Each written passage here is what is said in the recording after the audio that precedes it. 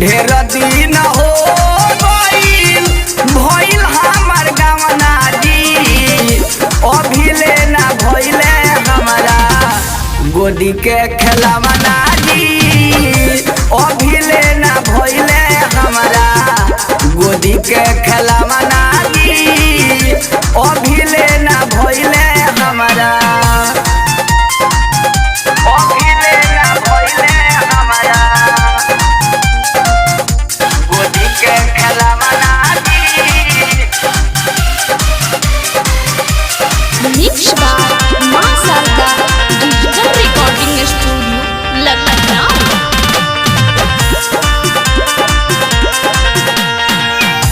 अभियो ले रखले बानी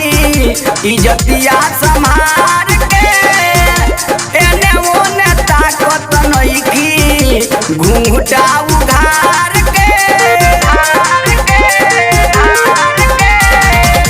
अभियो ले रखले बानी इज्जतिया संभार के, एने ओने ताकत नइखी घूंघटा उघार के, डह के लकाया सुखी भइल जाता लवना जी, डह के लकाया सुखी भइल जाता लवना जी, अभिले ना भइले हमारा गोदी के खेलवना जी, अभिले ना भइले हमारा गोदी के खेलवना जी, अभिले ना भइले हमारा, अभिले ना भइले हमारा गोदी के खेलवना जी।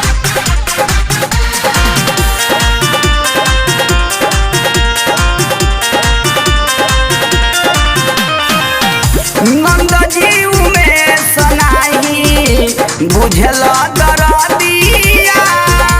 लोरवा से रतिया में भीज रोज तकिया, नंद जीव में सनाही बुझल दरदिया, लोरवा से रतिया में भीज रोज तकिया, मनवा पिसील जाई मानी हमर कहना जी, मनवा पिसील जाई मानी हमर कहना जी, अभिले ना भइले हमारा गोदी में खेलवना जी, अभिले ना भइले हमारा गोदी के खेलवना जी,